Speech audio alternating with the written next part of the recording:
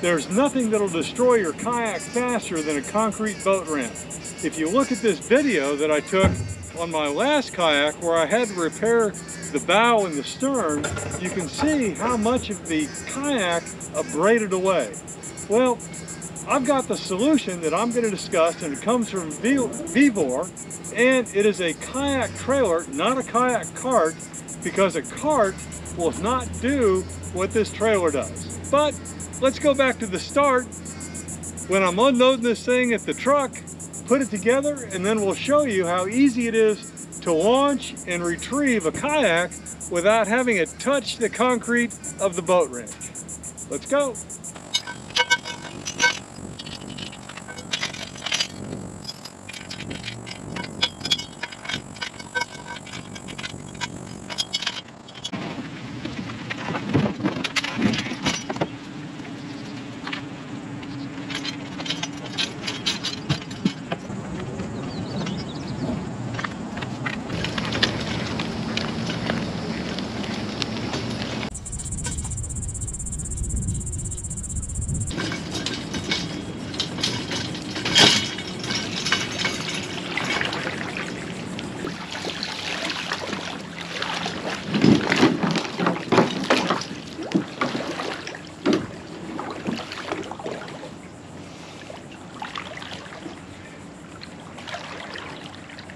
Now let's put it back on, just as easy.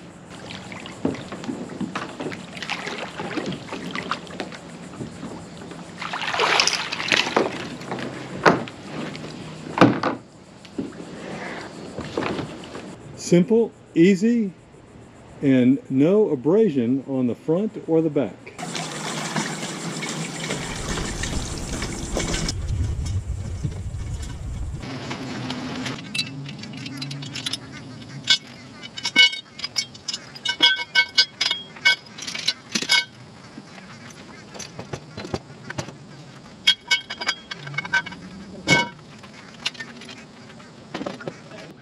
There you go, just that simple. So if you use concrete boat ramps, maybe you ought to check out one of these trailers. Protect your stern and your bow. Comments, questions, throw them down below. Thanks. I want to do this demonstration back here in my driveway because the last thing you ever want to do at a boat launch is cause a congestion.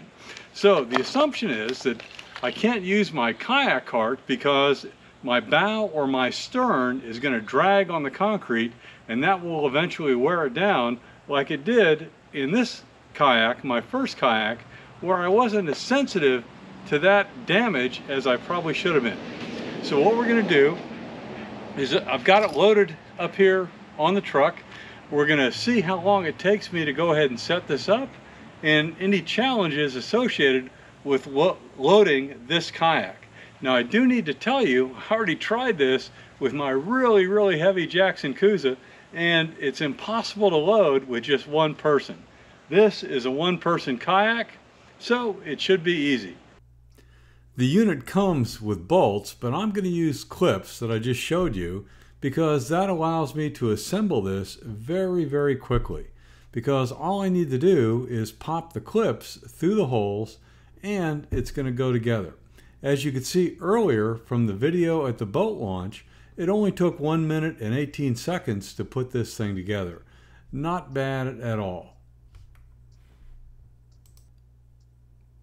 One thing I would say after doing this a couple times is that I used 5/16 inch clips, and it would have been better and had a more solid connection if I had used 3/8 inch clips, because then it would have been in there a little more solid and there wouldn't be as much movement.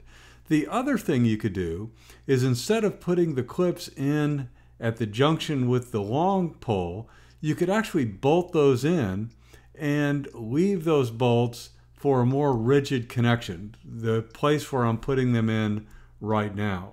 But the clips work just fine, and it's a good option.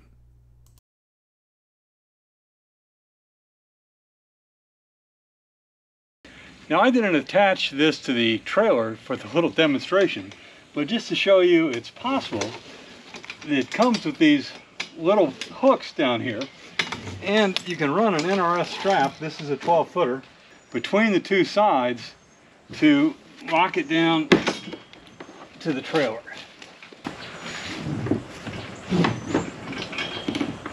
There's a similar set of hooks up here in the front if you want to walk down the front of the kayak.